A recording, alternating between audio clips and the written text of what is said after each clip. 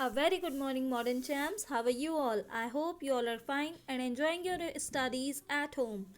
Students, take out your Hindi व्याकरण books and open your chapter 5, वचन. बच्चों, इस चैप्टर को रीड हमने कर लिया था लाइव क्लास में. थोड़ा सा इसके बारे में पढ़ लेंगे कि वचन होते क्या हैं और कितने भेद होते हैं वचनों के. जिस शब्द के जिस रूप से उसकी संख्या क्या पता चले उसे वचन कहते हैं. वचन के भेद. वचन दो प्रकार के होते हैं, एक वचन और बहुवचन. एक वचन एक संख्या का पता चले तो एक वचन, और एक से अधिक संख्या हो तो बहुवचन. ठीक है, जैसे लड़का, गाय, पुस्तक, नदी आदि. लड़के, गायें, पुस्तकें, नदियाँ, तो ये हो गए बहुवचन. ठीक है, तो एक वचन वो होता है जो एक हो, सिर्फ एक चीज़ हो, और एक से ज़्यादा चीज़ होगी तो बहुवचन होंगे. और संख्या का शब्द, वह शब्द जिससे संख्या का पता चले उसे हम वचन कहते हैं.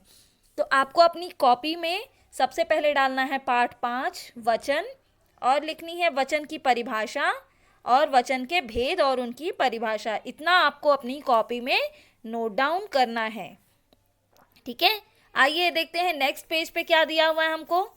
कुछ शब्द जिनके वचन आपको दिए हुए हैं, तो आपको इनको रीड करना है. जैसे आँख, आँखें, तारा, तारे, दुकान, दुकानें, झंडा, झंडे, कौवा, कौवे, बच्चा, बच्चे, बगीचा, बगीचे, औरत, औरतें, पत्ता, पत्ते, कविता, कविताएं, बालक, बात, बातें, बिल्ली, बिल्लियाँ, वस्तु, वस्तुएं, भाषा, भाषाएं, पुस्तक, पुस्तकें, बहन, बहनें, पतंग, पतंगे, घोड़ा, घोड़े, लता, लताएं, कपड़ा, कपड़े, कन्या, कन्याएं, चिड़िया, चिड़िए, चिड़ियाँ, स्त्री, स्त्रियाँ, गुठली, गुठलियाँ, भाषा, भाषाएं, चूहा, चूहे, दवा, दवाएं, गुड़िया, गुड़िया, गुड़ियाँ, गुड़िया, रस्सी, रस्सियाँ, नदी, नदियाँ, कहानी, कहानियाँ, पत्ता, पत्ती, पत्तियाँ.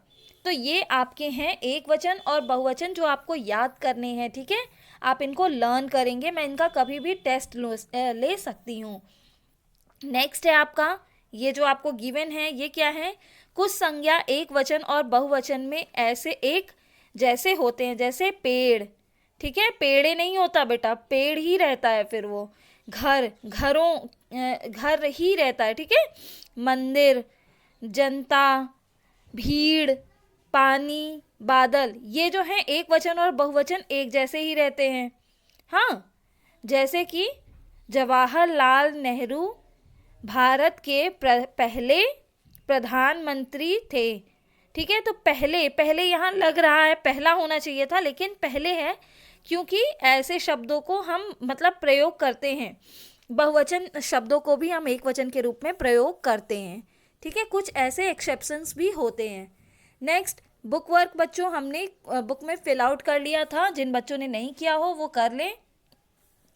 चित्र देखकर एक वचन लिखो. तो पहला हाथी देखो सिर्फ एक है ना, तो ये क्या होगा, एक वचन. केले 2 हैं तो बहुवचन. फूल 3 है तो बहुवचन. पत्ता 1 है तो एक वचन. ठीक है, और उसके बाद में वचन बदल कर लिखें तो कपड़ा, कपड़े, पत्ती, पत्तियाँ, पत्ती, बालिका, बालिकाएं, चिड़िया, चिड़ियाँ, तारे, तारे, तारा, तारे, ऐसे है ना. तो इनको आपको अपनी कॉपी में नोट डाउन करना है. बुक में आपने लिखा होगा, कॉपी में भी लिखना है. ठीक है, बुक और कॉपी इसको दोनों में करना है. तो आपका कॉपी वर्क क्या हो गया. सबसे पहले आपको वचन की परिभाषा लिखनी है ना. पाठ 5 वचन डाल करके वचन की परिभाषा लिखनी है, और उसके बाद में वचन के भेद लिखने हैं. इतना लिखने के बाद में एक्सरसाइज 2 यानी कि एक्सरसाइज ख आपको अपनी कॉपी में करना है.